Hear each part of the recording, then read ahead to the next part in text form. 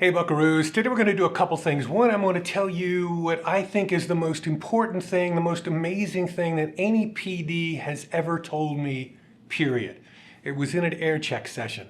And I got to tell you, I have used this countless times when I became a PD years later, because it was, to me, the easiest way to actually understand, as a jock, what's expected of you. And it's the great thing for a PD to say to a jock, so that they understand what you're talking about and they instantly get the picture. So that's coming up. But before we do that, I want to say something about the last lesson, lesson 18. When I was going through liners and stop sets and stuff like that, I started to explain the PPM when I had the 3 clocks and the 3 sets of stop sets, that look like this. I'm showing you right now on the screen. And I said, hey, if you're in a diary market, you don't have to worry about this.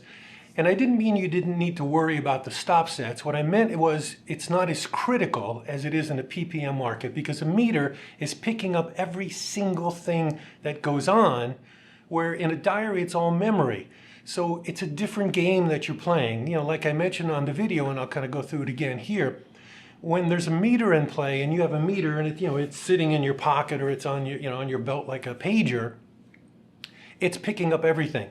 So if you went into a doctor's office and you're waiting, to get, say, your, teeth cleaned in a dental office, if there's music playing, it's going to pick it up, even though you're not listening to it. Okay, so you don't think of, if you're in a diary, you don't think of actually listening to that radio station. That's not going to cross your mind.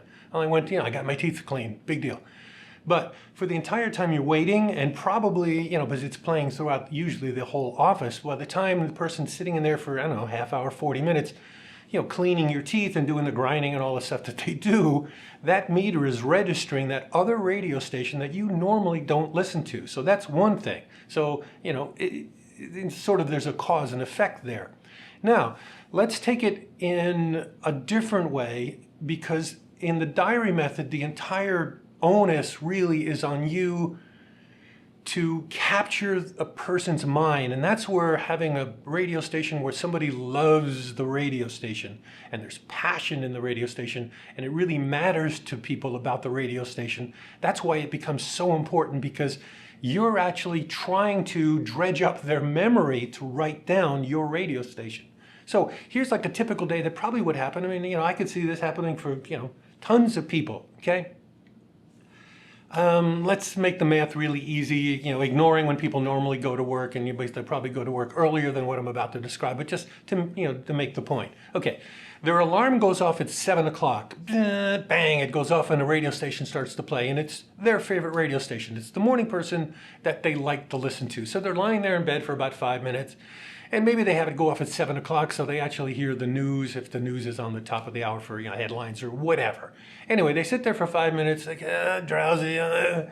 Then they finally get up out of the bed, and then they start going, mopsing around, and they're going to go down. Maybe they go into the master bathroom. Maybe if they're in an apartment, they have to go down the hall because there is no master off of the bedroom. They go down the hall. Now they're out of earshot of that radio station. If they had a meter, the meter's not picking it up. But in their mind, they're still listening to the radio station. They're in there and maybe they brush their teeth, maybe they sit and go get into the shower. Clearly, with the door closed in the shower, they're not listening to the radio station. But if it's a diary person, they're still listening to the radio station when it comes time to write it down. Okay, because they write it down at the end of the day. Maybe they might do half of it somewhere in the middle of the day, although that's kind of unlikely. So everything is memory. So anyway, I'll keep going. So they're taking the shower, they dry off in the room, they go back out again, maybe they walk back into the bedroom, they hear the station playing again, they're in the bedroom, they get dressed. If it's in a house, they go downstairs. They probably will turn the radio off and go downstairs. Now, no radio is playing. When they get down to the kitchen to eat, they may not turn another radio on, or they may get down there and their kids are already there. Unlikely if they got young kids, but anyway, if the kids are there, or the wife or husband has beat them to it and got down there, they may have a totally different radio station on. But let's just say it's the same station as they had in the bedroom. Anyway, there was a time lag from listening when they woke up to getting downstairs and listening again. There's a hole there for the meter, but there's not going to be a hole there for the diary. So now they're in the kitchen, they're eating, they hear the station, blah, blah, blah, and all that usual stuff. And then, okay, good, maybe they turn the radio off and they go out to their car and, they're going to get in the car and then they're going to drive to work.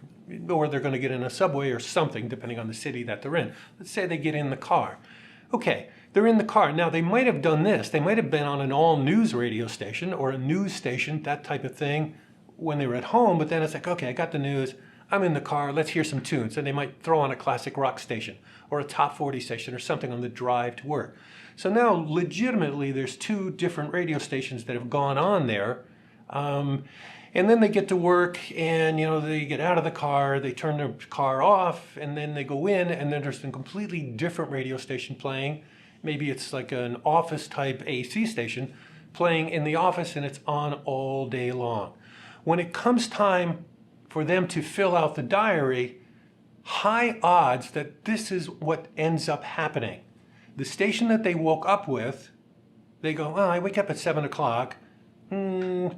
I leave for work at 8 o'clock. Okay, so I listen for an hour, and they'll just write down one station, 1 hour, whatever that main station was. And then when I get in the car, I usually listen to the classic rock station. Okay, well, it took me 5 minutes to get to the car. So 8:05, now I'm on the classic rock station, and I get to work at 8:30, so that's what I listen to, on the classic rock station. And then I turn the radio off. And then they'll have a routine maybe for coming home in the afternoon. And decent likelihood that nothing for that station at work is going to be there because they didn't turn it on. It wasn't their choice. So if it's not something that is really a favorite of theirs and really registers to them that, it's one of their radio stations, it may never get listed. So that's why it's incredibly important to capture the people's mind and the image of your radio station. And they need to have passion for it. Just playing 8 in a row or just being this or just playing a bunch of music, that's not going to get it. You need to get passion in a diary market, which is usually the smaller markets, usually 50 and below. You need to have people really love your radio station. It also comes into play very much so in having people remember what station to go back to. Because they may be bouncing around and they hit a station, I really like the station. And then the next time they're in the car, I don't remember which one it was, and they just keep bouncing around. So memory is a big thing, but I just wanted to clear that up for you that, where you put your stop sets do matter, even in a diary market. I would do them the same way, to play those odds as if, you're a Vegas casino, okay? So it does matter. But memory has so much more to do with it in a diary market for everything that I just went to. Now, what is the greatest thing that any PD, when I was a jock, has ever told me in an air check session, or actually at any time at all? When I was a jock in a bunch of different markets, and I was in a lot of big markets with some heavy-duty PDs, the greatest thing that anybody ever told me was when I was in New York City working at WORFM, and the PD was Sebastian Stone. Sebastian, most of you have not heard of Sebastian Stone, I'm sure. He was a really good jock. He was a great jock. Been at a lot of great radio stations, out west and San Francisco and LA and stuff like that. And then he was the PD in New York, and he was also on the air in New York. Sebastian was probably the PD of the year on Billboard magazine for radio. I'd say probably at least 3 or 4 years. I know there was a stretch there where I think he was the PD of the year for 2 or 3 years right in a row. And because he was just a really good PD, and WORFM at the time called ORFM, that's what we called it on the air, that was an amazing radio station. And again, like I think I mentioned in an earlier lesson, it was the most listened to FM radio station in the United States at that time. So it's a big deal. I had just gotten to New York City. I'm a new jock. It's my first air check session. So, and I had done shows for about a week before he actually called me in to kind of go through things just to have me probably settle in. I'm guessing that he never really explained that. So I go into the session, and he was a really nice, easygoing guy, which was great. Very friendly, no confrontational anything. He just is trying to make me do a better job. Then, that's his gig. So he brings out, and he did the air check. Like, I didn't go in with anything like a cassette or anything like what happens now. He had already done this, okay? Everything was done for me. I just walk into the room, hey, let's do an air check session. Okay. he brings out a reel-to-reel, so he's got a reel of my show on an air check, puts it on, an old Wollensack tape recorder and plays it. And he stops it a couple times, like a typical air check session, to say, hey, this was really, great. I really like what you did here. This here could be, whatever he said. I don't remember what he said. So it was a couple. This could be better. And for the most part, it just ran. And a few times he stopped and goes, I really love this. And that's pretty much what the air check session was. And then he summed it up with, hey, I really like you being here. You're doing a really good job. You're settling in really, really fast. So, I don't have any concerns about you. It's really, really good. I'm thinking, this is fantastic. Okay, good.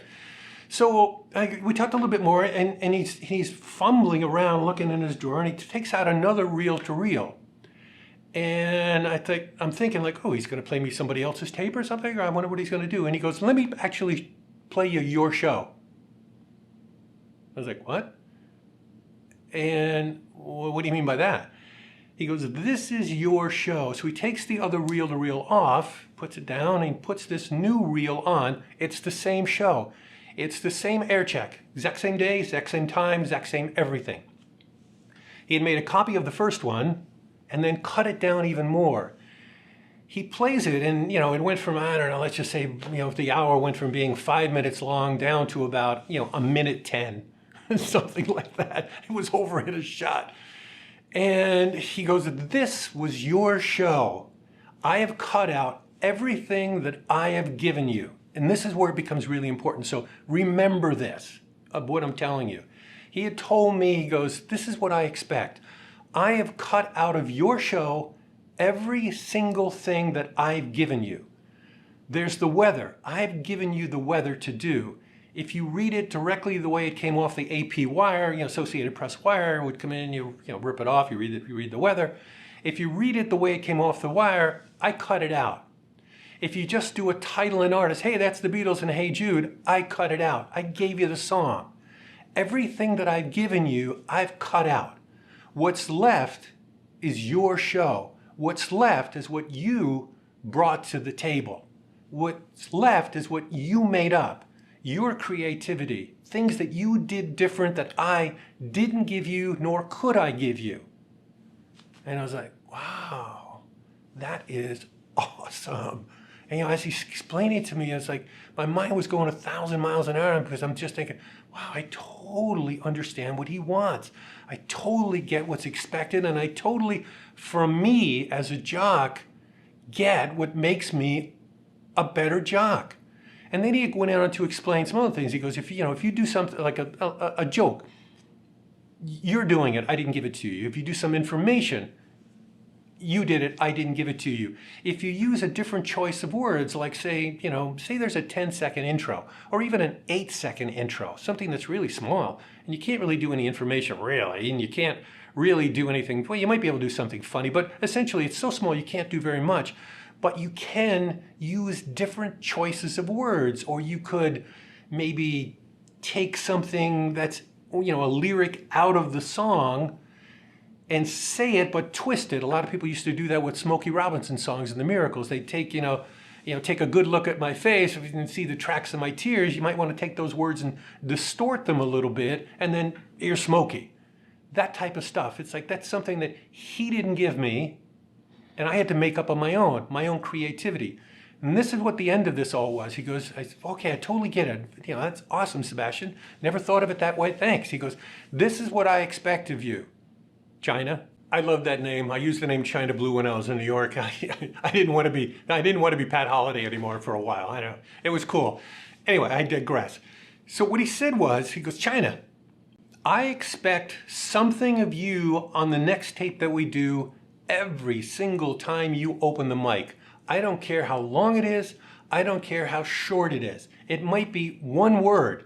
You may use one word differently. You may use your voice in a different way and actually read the weather verbatim, but do it in a different way. Like, you might sing it. I mean, he didn't expect me to sing it, but he's making the point that you can use your voice as an instrument and do different things. Like I might want to do it a little bit in a beat or something. Anything, but he goes, every time you open the mic, what I'm expecting from you and what I want is, I want something to appear on this show tape, the second one, every time you open the mic. That was amazing. Now, and I've told that to jocks who've worked for me many, many, many times, the odds of you actually pulling that off as a jock, pretty low, doing it 100% of the time. But you can usually get to 85 or 90, which is amazing show. Because right now, if you're a jock and you're watching this, I would say probably from the typical jocks that I normally hear on the radio now, I'd say instead of shooting for 100% or getting 100%, it's probably 30, 25. I mean, just think of that for a second. A typical jock in this day and age is probably doing 25 to 30% of their own show. Everything else is sort of a given. It's given to them. They're just going through the motions. If you can take that up to go from 25 to 50, your show just improved by 100%. If you could go from, 25 to like 75% of the time you're doing that stuff, your show just tripled in quality. I mean, just think of that. So, I can't think of anything else as a PD talking to a jock, about their show, or a jock wanting to understand how to do a better show. I can't think of anything that I have ever heard my entire career with some heavy duty PDs, really award-winning PDs. Nothing was better than what Sebastian had mentioned to me that day. So I hope that helps, and I hope it, if you take it to heart, because it's really, really important and it's really effective. So until the next lesson, see ya.